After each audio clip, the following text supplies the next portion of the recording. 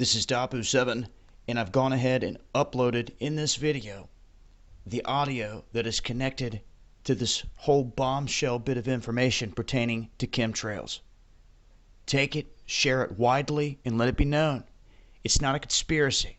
It's very real, and the NASA scientists have admitted it. They've admitted where they're testing it, where they may potentially be taking off from, and that they are spraying lithium in our skies. This is gold. Get it out there, guys. I appreciate it. Yeah, it's very important we communicate what we're doing to the public. We're very interested in making sure everyone knows what we're doing. We're not, we're a civilian space agency dedicated to science and research and so on. So we're very keen to make sure that the taxpayers know what we're doing and everything. So, well, you know, when the article came out in the major newspapers, including the Huffington Post, there was no mention of lithium. Not one. Not one mention of lithium. Until I heard the recording of the actual, I listened to it. I listened to the rockets go off. I had no idea there was going to be a lithium dispersed until I heard payload, lithium, dispersed. Good indicators of chemical deploys. And the lithium monitoring improved line have been deployed. Okay. RSO TDOSS requests to declare the area clear and release the roadblocks. TD concurs if RSO does. RSO concurs. All right. Yeah, science team reports out that they do see the lithium trails. These lithium trails allow them to look at the winds and that of the atmosphere, and these winds are believed to be the carriers of the dynamic. Well, make sure everyone knows that we see the lithium from the airplane. Roger that. We've got good sine waves on the electric field. Yeah, copies.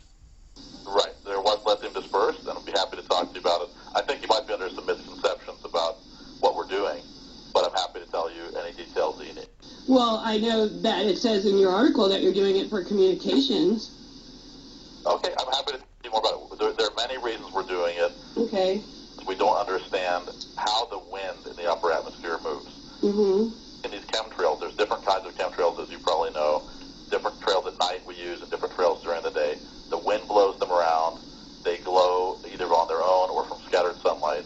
We take pictures and we can see how the wind trail moves around and use that to infer what the wind is. Just like if you were a picture of an airplane contrail, you can use that to see how the wind was blowing up at those altitudes. This is much higher altitude, so we use these chemical trails. And what is the purpose of knowing what the wind's going to do in the ionosphere? The purpose is the ionosphere is really to understand our planet. It's very fundamental science. We're trying to understand every day. We know there's electric currents that flow over the head. They're naturally there. They've been there for ever since the Earth had an atmosphere and a magnetic field. And the wind is driven by the sun. The sun heats the atmosphere. The wind blows. And every day that wind drives an electric current. And we're trying to understand what causes that, essentially in detail. And also importantly, when the sun becomes active with lots of sunspots and lots of magnetic activity, that changes the wind pattern and changes the electric current. So we want to understand what it is on a regular day when there's no solar activity, and then what it is when there's a lot of solar activity. Is there some other kind of a way that you can use it without dispersing the lithium? We're researching other ways. The lithium is actually harmless to the environment, and we can show you more about that. But it is tricky to use because it's very faint. You can't see it with your naked eye. You have to, have special cameras to see it and so on. So we don't like to use it for that reason. It's hard. In other words, it's hard measurement to make. We're researching other ways to put sensors directly on the rocket to measure the wind, and those are ongoing. We're trying to develop those now. In fact, one of the purposes of this mission was to do that. Okay. Well, you've explained it to me then. I don't agree with it, but I appreciate you explaining it to me. Email too if you have detailed questions, anything you want. Okay, I will. I'm going to research a little more, and I will email you, and I appreciate you taking the time out to speak to me today, sir. Get your call. It's not often we get to hear from members of the public and people who are really interested and concerned with what we're doing. I really appreciate your time. I wish more people would call. I really do. I've called my senator. I've called my governor. You can't get through to anyone, sir. You can't get through to anybody. Yeah. I go to my city council. I live in rural North Carolina. They don't care. They laugh you out of there. There's no other recourse for us, sir, unless to talk to people directly and find out what is going on, because we're paying for it. Well, yeah, I don't know how far you are from Where is it, sir? I don't know where it is. It's north of Norfolk, Virginia. It's on the eastern shore of Virginia. If you're at Norfolk, it would probably take you another 2.5 hours to get there. So if you're in North Carolina, I don't know where you are, but maybe. I don't Right. Yeah, I'm in western rural North Carolina near the Tennessee border. have a chance. You might consider either going to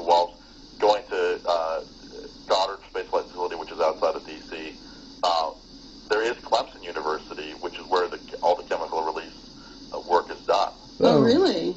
Well, that's very close to me. Boom. You might contact those guys. I'm sure they'd be interesting. happy to explain what they're doing.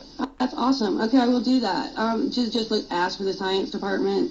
Well, I don't know what department they're in, but Larson, Larsen, Miguel Larson is the lead, and he's been doing this for decades and can explain in detail what they're doing and why it's not an issue for people living. We wouldn't, we would be, as a government agency, we would not be allowed, to do anything that would be harmful. BS. He's under strict controls and that sort of thing. So he can explain it to you. He can even show you around, that sort of thing. Okay, and you said his name was Miguel Larson with an L? Larsen. Okay, at Clemson. Okay, well, thank you so much, Mr. Rowland. I appreciate all of your information.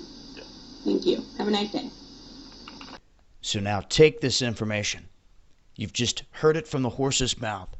Share this with coworkers, friends, family. Get it out there. Get it to other researchers. Get it to people that are in these areas that have cameras that might be able to catch something or some activity around these facilities.